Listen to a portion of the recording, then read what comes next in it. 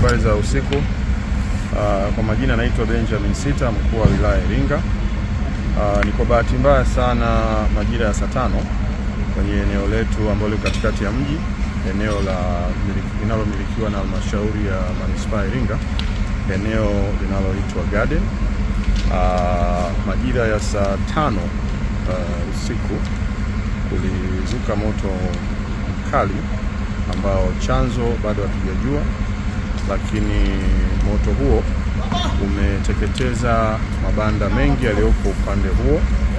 Na mabanda hayo yalikuwa ni wafanyabiashara wadogo wadogo ambao wanauza bidhaa ndogo ndogo kwa ajili ya utalii. Kama mnavyojua, ukanda wetu huu ni ukanda wa utalii.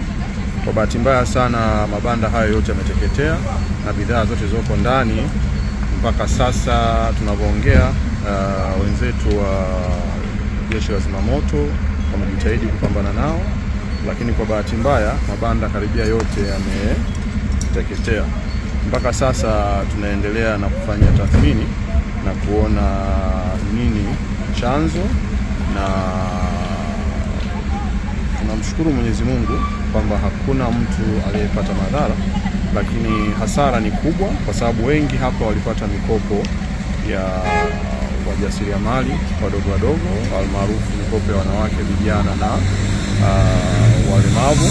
Kwa hiyo kuna hasara kubwa ambayo bado tunaifanyia tathmini na kuona nini chanzo na namna gani tunaweza kwenda mbele. Jinsi tutakavyoweza kupata taarifa zaidi, tutawapa taarifa zaidi. Rescue Kibodia ni mmoja kati ya wamiliki wa maduka haya ya vinyago hapa Iringa Masai Market. Soko letu limeungua kama hivi mnavyoona. Sababu mpaka sasa bado hatujajua, lakini soko limeungua. Duka langu ni hili la mwanzo kabisa na maduka mengine kuendelea au wanaendelea kujaribu kuokoa.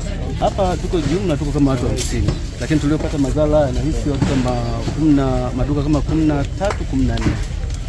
Kwa majina naitwa Musa Julius Onesmo, mwenyekiti wa Iringa Masai Market.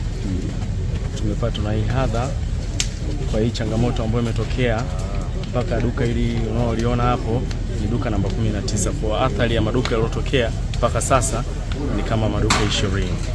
Kwa hiyo changamoto ya maduka hapa limeonekana, maana mimi nimekuwa mtu wa kwanza kama kiongozi kufika hapa kupigiwa na ofisi ya ulinzi wa kampuni wa Leo Group wanaotulindia. Wamepigia likiwa linawaka duka moja, lakini tukapigia simu kutoka fire na pia nikaenda moja kwa moja kwa sababu ni jirani hapa na fire. Wamekuja, lakini juhudi zao wameendelea kupambana. Ilikuwa tu maduka mawili, lakini zinaonekana ziligonga mwamba, lakini bado wamezidi kupambana mpaka sasa hizi.